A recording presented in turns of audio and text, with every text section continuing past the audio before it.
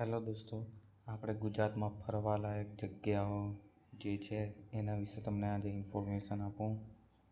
ગુજરાતમાં ફરવાલાયક તો બહુ બધી જગ્યાઓ છે, પણ આપણે આમાં 10થી 15 જેવા જે મેઇન સ્થળો છે એના વિશે ઇન્ફોર્મેશન આપું. સ્ટાર્ટિંગ કરીએ આપણે કચ્છની અંદર. આપણે વ્હાઇટ રણ વિશે તમને થોડી ઇન્ફોર્મેશન આપી દઉં. વ્હાઇટ રણ કઈ રીતે બન્યું? જ્યારે ભરતી આવે ત્યારે જે આપણે સમુદ્રનું પાણી આવે તો ત્યાં સ્ટોર થઈ જતું હતું, તો એના લીધે ત્યાં મીઠું મતલબ ક્ષાર જમ્યો, એના લીધે ત્યાં કચ્છમાં વ્હાઇટ રણ બન્યું. વ્હાઇટ રણની અંદર વેરાન જમીન હતી, તો ગુજરાત ગવર્મેન્ટે ત્યાં રણોત્સવ ચાલુ કર્યો, જેના લીધે લોટ્સ ઓફ ટુરિસ્ટ ઇન્ટરનેશનલ અને આપણા ઇન્ડિયાના લોકો ત્યાં ફરવા માટે આવ્યા. હવે આપણે વાત કરીશું ગીર નેશનલ પાર્કની. અહીંયા એશિયાનો એક એવો પાર્ક છે જ્યાં સિંહ તમને જોવા મળે છે. અહીંયા 2015ના રિપોર્ટ અનુસાર કંઈક 533 જેટલા સિંહો છે. હવે આપણે વાત કરીશું દીવ. અહીંયા લોકો એન્જોયમેન્ટ માટે બહુ આવે છે અને અહીંયા બીચીસ માટે ફેમસ છે. ઓલ્સો અહીંયા એક કિલ્લો પણ આવેલો છે અને ગુજરાતના પીપલો મોસ્ટ ઓફલી અહીંયા ડ્રિંકિંગ માટે બહુ જ જાય છે. ત્યાં ટ્રેન મારફતે બી તમે જઈ શકો છો, ફ્લાઇટ મારફતે પણ જઈ શકાય છે. આપણે વાત કરીશું સોમનાથ ટેમ્પલ. સોમનાથ ટેમ્પલ 1947માં સરદાર વલ્લભભાઈ પટેલે બનાવ્યું હતું. એ આપણા 12 જ્યોતિર્લિંગોમાંનું એક છે. એને 17 વખત મોહમ્મદ ઘોરી વડે તોડવામાં આવ્યું અને પછી સરદાર પટેલે છેલ્લે બનાવવામાં આવ્યું હતું. અહીંયા તમે બસ, કાર દ્વારા જઈ શકો છો અને તમે 12 જ્યોતિર્લિંગોના દર્શન કરવા જાઓ તો પહેલું અહીંથી સ્ટાર્ટ કરું એવું માનતા હોય છે. अब हम बात करेंगे भूज के बारे में. भूज में कालियो डूंगर बहुत फेमस છે.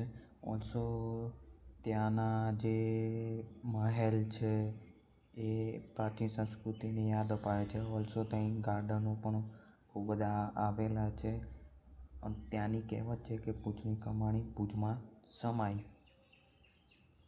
ઓલ્સો ત્યાં જોવા માટે સ્વામિનારાયણ મંદિર, જૈન મંદિર, બહુ બધી એવી જગ્યાઓ છે તમને એન્જોયમેન્ટ માટે પણ.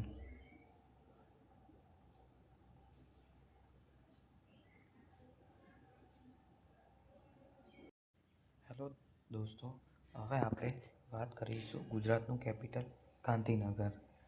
ગાંધીનગર એ ગુજરાતનું કેપિટલ છે. ઓલ્સો અહીંયા એક અક્ષરધામ કરીને મંદિર છે, એ બહુ જ જોવાલાયક છે. ત્યાં લાખો ટુરિસ્ટો આવે છે. ઓલ્સો એને ગાંધીનગરને ડેવલપ કરવામાં નરેન્દ્રભાઈ મોદીનો બહુ મોટો હાથ છે. ઓલ્સો એ રેલવે સ્ટેશન પણ બહુ જ મસ્ત છે. સો તે એક પ્રકારની મોડર્ન સિટી પણ છે.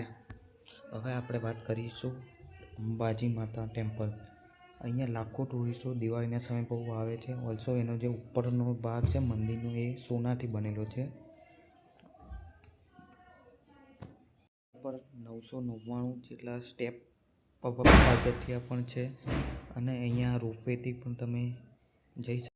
હવે આપણે વાત કરીશું સ્ટેચ્યુ ઓફ યુનિટી. એ વર્લ્ડનું સૌથી મોટામાં મોટું સ્ટેચ્યુ છે.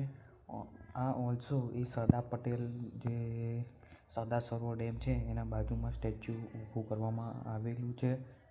ઓલ્સો એને બનવામાં કંઈક 5થી 6 વર્ષનો સમયગાળો લાગ્યો.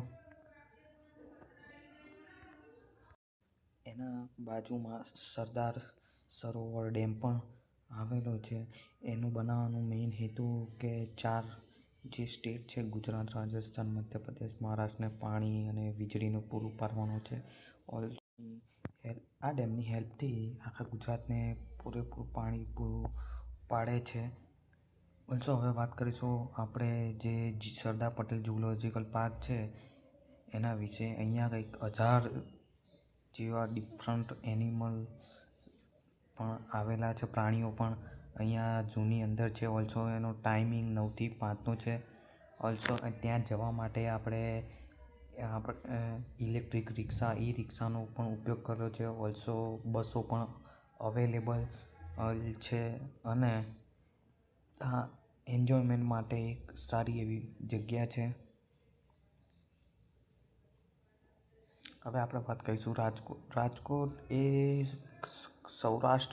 સૌરાષ્ટ્રનું એક ઇમ્પોર્ટન્ટ એવું શહેર છે. ઓલ્સો અહીંયા દે આર લોટ્સ ઓફ અહીંયા છે ને ખાવા પીવા માટેનું એક સારી એવી જગ્યા છે. ઓલ્સો અહીંયા એક મંદિર, બહુ જ મસ્ત મંદિર પણ આવેલું છે.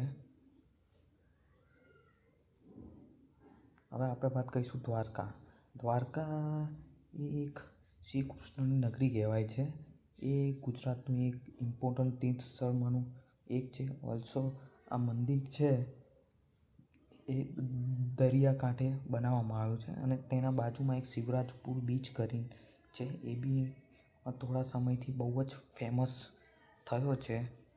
હવે આપણે વાત કરીશું વડોદરા. વડોદરા એ સયાજીરાવ ગાયકવાડ નગરી તરીકે ઓળખવામાં આવે છે. ઓલ્સો ત્યાં એક લક્ષ્મી વિલાસ પેલેસ, બરોડા મ્યુઝિયમ, ગાર્ડન, ત્યાં લોટ્સ ઓફ પ્લેસીસ આવેલી છે. ત્યાં ફરવાલાયક પણ બહુ બધી જ જગ્યાઓ છે. વડોદરાના આજુબાજુ પાવાગઢ જે મહાકાળી માનું મંદિર છે. હવે વાત કરીશું અમદાવાદ. અમદાવાદ એ માન્ચેસ્ટર કહેવાય છે. તે ગુજરાતનું સૌથી મોટામાં મોટું શહેર છે. ઓલ્સો અહીંયા દે આર લોટ્સ ઓફ પ્રકારનું એન્ટરટેનમેન્ટ અને ફરવાલાયક સ્થળો આવેલા છે. અહીંયા અમદાવાદમાં મોટેરા સ્ટેડિયમ છે.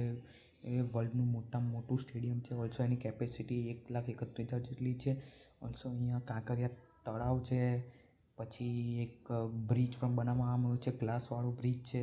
અમદાવાદમાં ગુજરાતનું મોટામાં મોટું એરપોર્ટ અને રેલવે સ્ટેશન પણ છે. ગાઈસ, આ હતી બધી ઇન્ફોર્મેશન. હવે નેક્સ્ટ વિડીયોમાં આપણે